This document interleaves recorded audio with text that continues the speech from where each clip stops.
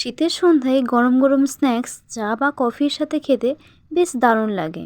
তো আজকে আমি বানাবো ভেজিটেবলস। তার জন্য আমি 3টে গাজর নিয়ে নিয়েছি, একটা বিট নিয়েছি আর আলু নিয়ে নিয়েছি। ওটাকে ছাড়িয়ে ধুয়ে নিয়ে আর পাতলা পাতলা করে কেটে আমি সিদ্ধ করে নেব। তার জন্য আমি একটি কড়াই বসিয়ে তার মধ্যে জল কিছুটা গরম করে তার মধ্যে আলুগুলোকে দিয়ে আমি সিদ্ধ করে নেব। আলুগুলোকে সিদ্ধ বসিয়ে দিয়ে আমি বাকি ভেজিটেবলস যে নিয়েছিলাম সেগুলোকেও আমি ভালো করে কেটে নেব। তো তার জন্য আমি বিট গাজর যে ভেজিটেবলসগুলো নিয়েছিলাম সেগুলোকে আগে ভালো করে ছাড়িয়ে নেব। ছাড়িয়ে সেগুলোকে ধুয়ে তারপর গ্রেটার মেশিনে আমি সেগুলোকে ভালো করে গ্রেট করে নেব। প্রথমে গাজরটাকে গ্রেট করে নেব, তারপর আমি বিটটাকেও গ্রেট করে নেব, নিয়ে রেখে দেবো। আর তারপর আমি ঝালের জন্য কয়েকটা কাঁচা লঙ্কা নিয়ে নেব।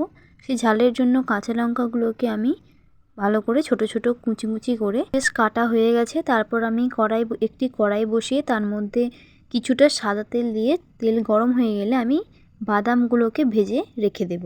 বাদামগুলোকে একটি পাত্রে তুলে রেখে সেই একই তেলের মধ্যে আমি জিরে আর মৌরি কিছুটা দিয়ে ভেজে নেব। তারপর সেই ভেজিটেবলসগুলো যেগুলো আমি গ্রেট করে রেখেছিলাম সেটা আমি দিয়ে দেব। তার মধ্যে দিয়ে কিছুক্ষণ ভেজে নেব।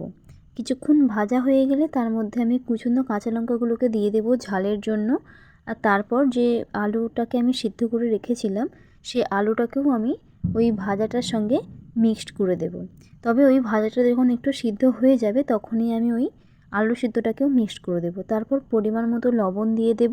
আর একটু টেস্টের ব্যালেন্সের জন্য আমি কিছুটা পরিমাণে চিনি দিয়ে দেব। তারপর আমি কিছুক্ষণ নেড়ে চেড়ে নেব। আর টেক্সচারটাকে আরেকটু টাইট করার জন্য আমি ব্রেড কাম অ্যাড করব। তারপর জিরে ধনে গোলমরিচের একটা পাউডার বানিয়ে রেখে দেব। সেই স্পেশাল মশলাটা আমি অ্যাড করে নেব। আর তারপর আমি যে টেক্সচারটা বানিয়েছিলাম সেগুলোকে আমি ভেজিটেবলের শেপ দিয়ে নেব। একটি বাটিতে আমি কর্নফ্লাওয়ারের একটা লিকুইড বানিয়ে রেখেছিলাম। তারপর যে ভেজিটেবলের শেপটা সেটা একবার প্রথমে কর্নফ্লাওয়ারে ডুবিয়ে তারপর আমি ব্রেড কামে কোট করে নেব। তারপর আমি ডাবল কোট করে নেব, কারণ ডাবল কোট করলে ওটা আরও ভালো ফ্রাইয়ের সময় ক্রিস্পি হয়। তারপর আমি এক এক করে গরম তেলের মধ্যে ওগুলোকে দিয়ে দেব।